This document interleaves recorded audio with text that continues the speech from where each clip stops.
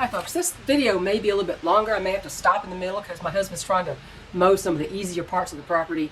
I use a weed whacker for, I don't know, 30 minutes today and wore myself out, but trying to weed whack things that really should have been mowed with a mower. But anyhow, I want to talk to you about preparation for SHTF, okay? And this may not seem like this is a prep to some people, but it's a prep. Achieving true glowing health is a prep for SHTF. And I want to tell you how I came to be where I am now. It took years, and I'm still on that journey, all the twists and turns that I took, and I haven't detoured from it. I may have gone backwards, stayed the same, but always pushing forward in this health journey. Years of understanding what was happening in my body, though I couldn't see it. A lot of that became clear when several years ago, maybe 5 or 6 years ago, probably 6 years ago, a doctor I had, one that I really liked. I prefer female doctors generally. Not all of them are great, but just like all doctors. However, this one was very special. And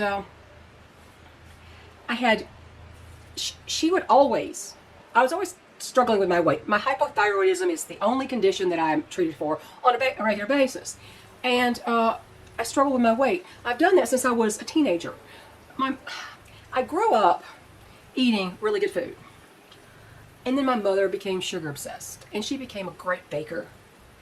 And she was desserts and pies and cookies, cakes, and then she'd go on a Jenny Craig-like thing for a few months and, you know, lose a little weight. And then she wasn't super fat, but she did need to lose some weight. She also was a heavy smoker, so she had a lot of health issues. But this journey to get where I am now, from where I started, took a long time. And I had confidence once I got started and I really got hold of the message this doctor was trying to tell me.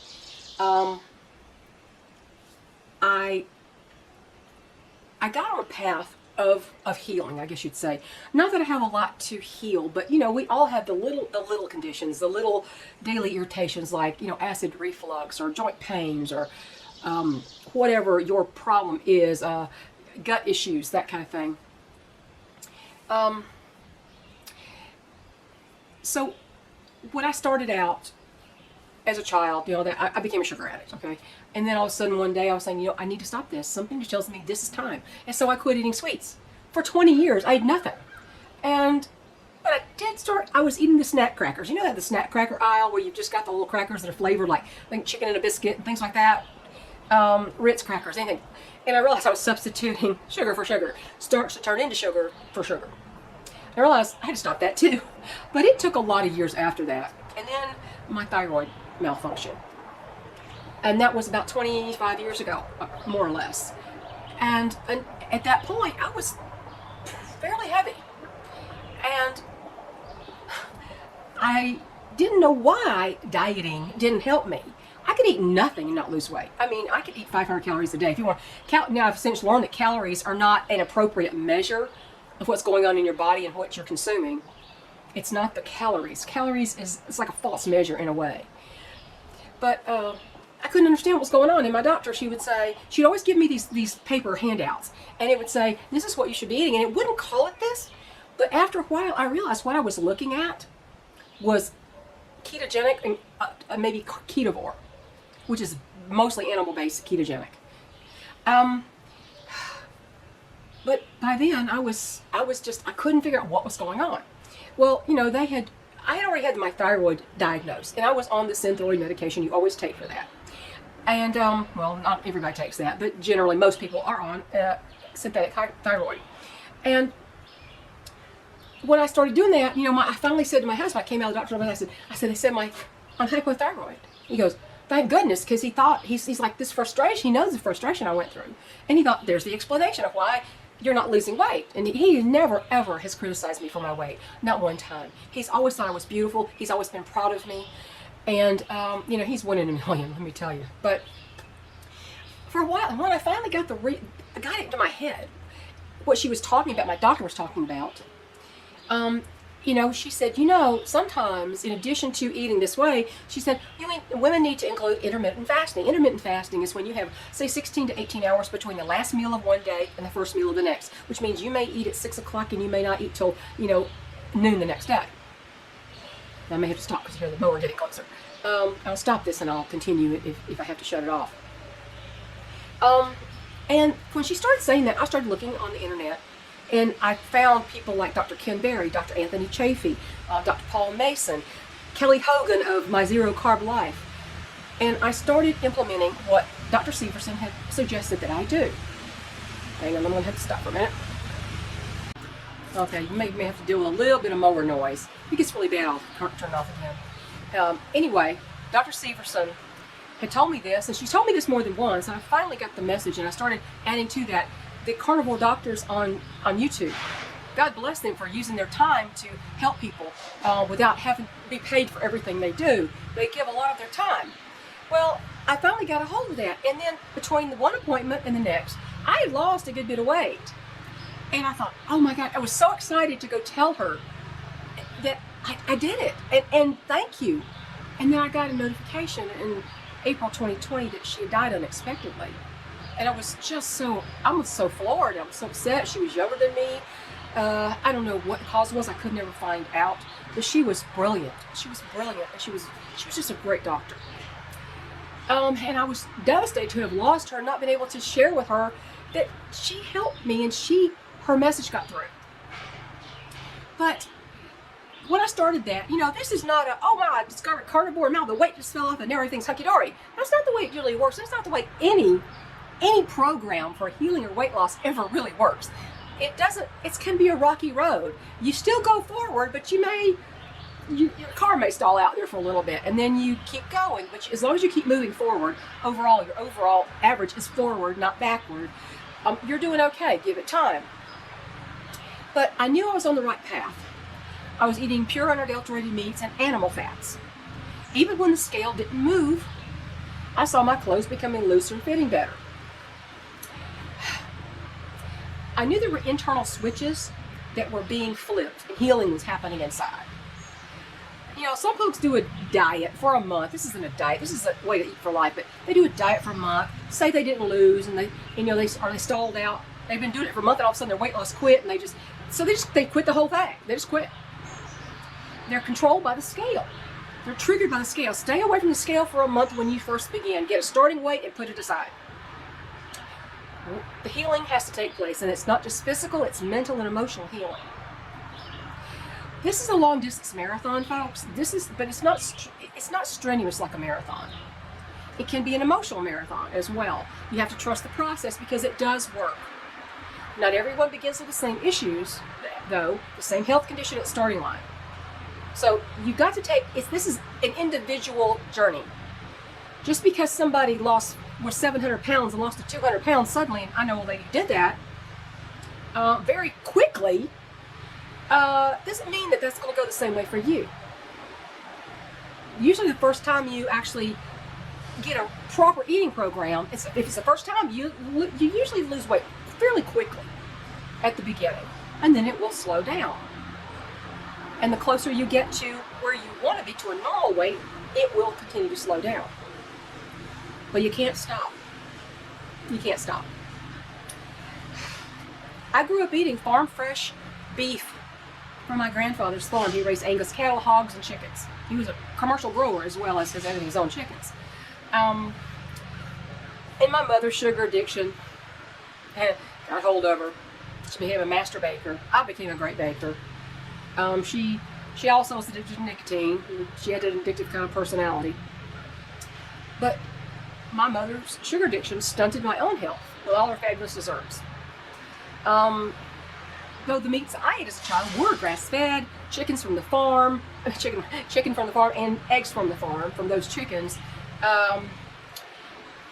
Maybe the good quality proteins I had as a child, despite the sugar, kind of set me up for having less issues than other people.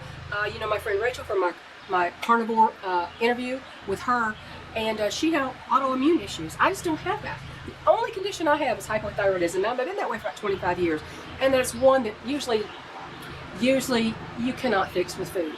Although 95% of everything that's wrong with you can be fixed with food. What you ingest and what you don't ingest. Including cancer. Cancer is not a genetic disease, it's a metabolic disease. If you listen to Dr. Thomas Seyfried, you will understand that cancer is a metabolic disease, and people put their cancers in remission quickly with their carnivore, ketovore, or carnivore diets. But you know, I don't know why I didn't develop a lot of these conditions. I have no idea. Why I didn't become diabetic, because I ate a lot of sugar. I don't know. But increasing weight and sugar addiction is something I dealt with most of my life. But this is not a sprint to good health, okay? It's a years-long process to rid yourself of toxins, poisons, oxalates from plant foods, chemical residues from processed foods in our bodies, and we don't know how long those stay in the bodies. They're still finding DDT in commercial vegetables. DDT's been illegal for years, but they're still finding the residue. Maybe it's the depleted soil that's inundated with that stuff. I don't know. Another reason to grow your own vegetables. But you know, most of you who've been on this channel for a while know about my accident in October of 2021. My husband and I were cutting a tree that should have been a piece of cake, and it hung up on the bottom. I stood way back from it, as always. He cut the last little sliver loose at the bottom, which it was hung up on another tree. But instead of just rolling off the tree and falling, the butt end of the tree came up, flew back, scraped my head, hit me on the shoulder, pushed me down, broke my left leg, and threw me on my back. He thought I was dead. But by that time, I'd already lost all my extra weight I'd gained after my thyroid malfunction, all of it. I'm about 15 pounds lighter now than I was then. But all that weight and all the healing I've been doing from eating that way for years already, the weight I'd lost, the stress off my joints, cleaning up my insides, I believe that's why I healed up so quickly and so well. According to the surgeon, he said, you healed up just really well. I didn't take home care physical therapy. I did my own physical therapy. I made myself do it to get my flexibility in my joints back. I do credit the way I was eating for years before that. It was tough in the hospital because the foods in the hospital are the exact opposite of health promoting. And I almost didn't eat anything for 3 days in the hospital. Why did it take so long to get to where I am now, years later? Okay, he's moving away, so hopefully you'll be able to hear me now. So why did it take so long to get to where I am now? Let me tell you, I've had 2 big long stalls in my weight coming off. One was 1 year and one was 2 years. Yeah, 2 years of the same weight, within a pound or two, same weight, not going down. And how did I cope with that? How did I cope with that? Because most people quit. When it gets stalled a long time, most people quit. Well, let me tell you, one, I couldn't bear going backwards the way I was. And I knew that this would work for me. I kept watching success stories and listening to carnivore doctors and the coaches. I can't forget the coaches like Kelly Hogan of My Zero Carb Life. That is an inspirational woman. I love her channel. But I also reminded myself, and I've learned this from these people, that healing is often invisible to us. What your body's healing up is often very invisible. It's inside. And all the switches inside are being flipped back to their normal settings. Your switches are all abnormal settings when you have this condition and that condition and your weight is too high and you feel tired and your joints ache all the time. But I envisioned gears inside my body all turning and resetting to the right stress load, or whatever. I don't know what I'm trying to say there. But I envision these gears all turning smoothly, not getting stuck, throwing teeth, that kind of thing. And that sustained me. What also helps is eating this way, you're not fighting hunger 24/7.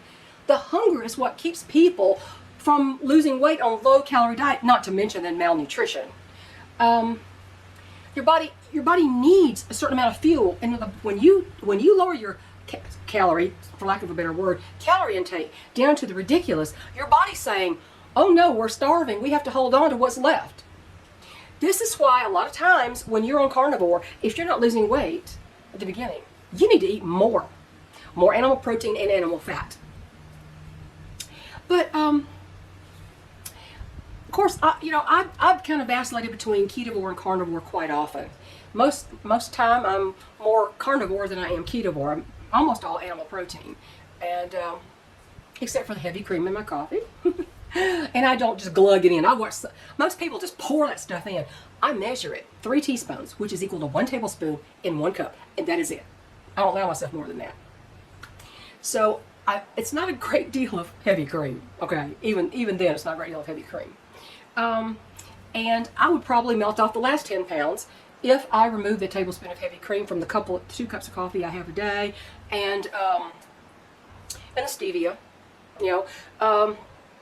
the artificial sweetener from the coffee. Not artificial, stevia's a natural sweetener, but they call it artificial because it's not sugar. Well, Kelly Hogan was talking about a really cool analogy that she saw from some guy. He said, this healing the body, he said, trees, when you plant a seed, the first thing you don't see it above ground, there are things going on underneath the ground. The seed goes down first. It starts to grow the roots that sustain the tree before it ever breaks ground and comes out where people can see it and appreciate it. And it takes a while for it to become a real tree that you can appreciate, not just a little sapling. So the roots going down before you can see it is the healing going on inside your body. I thought that was an excellent analogy. I used to be just below 200 pounds before my thyroid malfunction was discovered in the late 90s, as well as sugar addicted. And now I guess I'm maybe 70 pounds lighter than the highest point I saw on the scale. There you go again. I don't know what happened. My camera cut off. I don't even know where I was.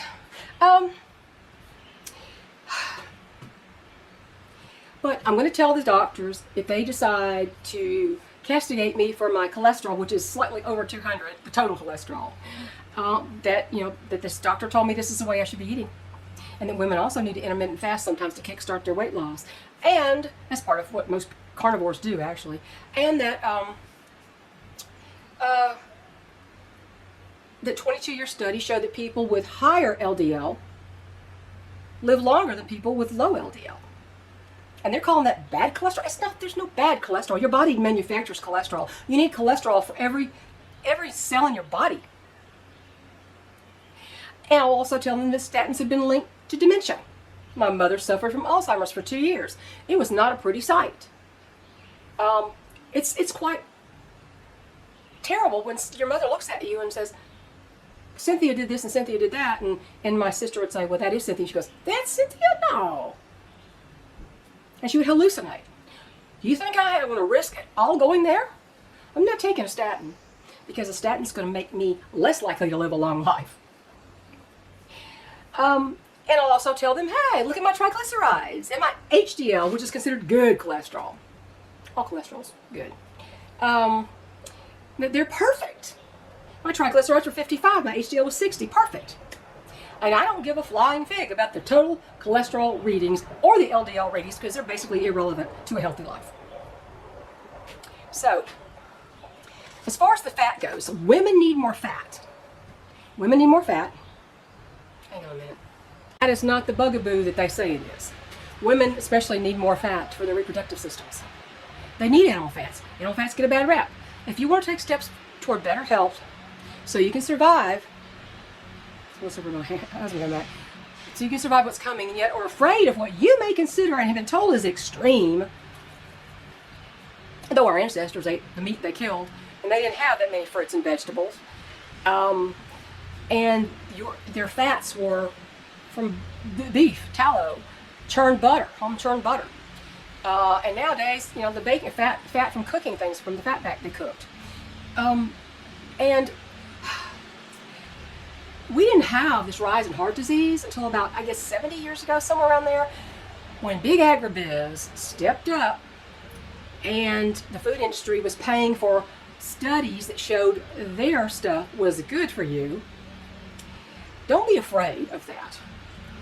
If you're scared of carnivore, start this way. And I bet you're not here yet. Start this way.